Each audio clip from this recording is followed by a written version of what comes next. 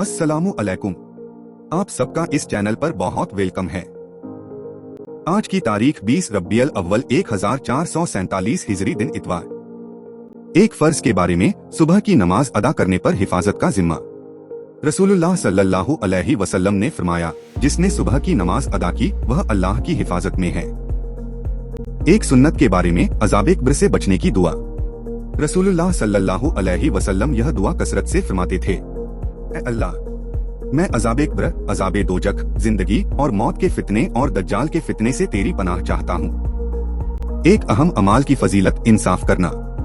रसूलुल्लाह सल्लल्लाहु अलैहि वसल्लम ने फरमाया, इंसाफ करने वाले अल्लाह ताला के पास नूर के मिंबरों पर होंगे और यह वह लोग होंगे जो अपनी हुकूमत, अहल व अयाल और रियाया के मुतल्लिक इंसाफ से काम लेते हैं।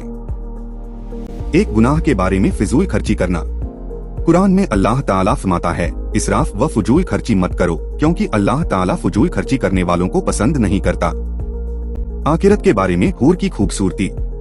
रसूलुल्लाह सल्लल्लाहु अलैहि वसल्लम ने फरमाया, अगर जन्नत की कोई औरत जमीन वालों की तरफ झांक ले तो जमीन व आसमान के दरमियान की तमाम चीजों को रोशन कर दे और उसको खुशबू से भर दे, और उसकी ओढ़नी दुनिया और तमाम चीजों से बेहतर है।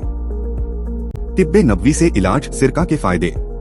रसूलुल्लाह सल्लल्लाहु अलैहि वसल्लम ने फरमाया, सिरका क्या ही बेहतरीन सालन है।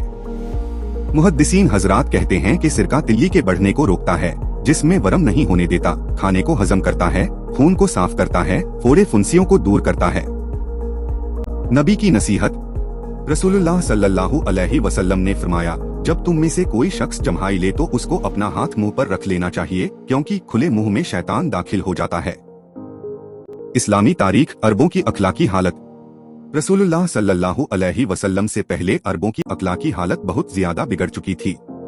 जुल्म व सितम, चोरी व डाका जनी, जिनाकारी और बदकारी बिल्कुल आम थी। जुआ खेलने और शराब पीने का रिवाज बहुत ज्यादा था। बेहयाई और बेशमी इस हद तक बढ़ गई थी कि खुले आम बुराइयां करके उस पर फख्र किया जाता था।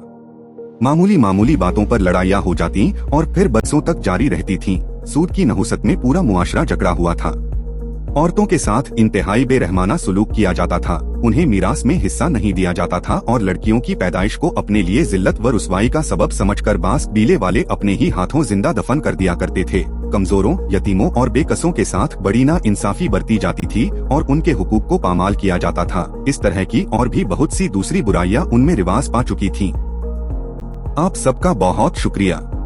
उम्मीद है आप मेरे साथ जुड़े रहेंगे और मेरे चैनल को अपने दोस्तों और रिश्तेदारों के साथ शेयर करेंगे। खुदा हाफिज। इंशाअल्लाह फिर मिलेंगे।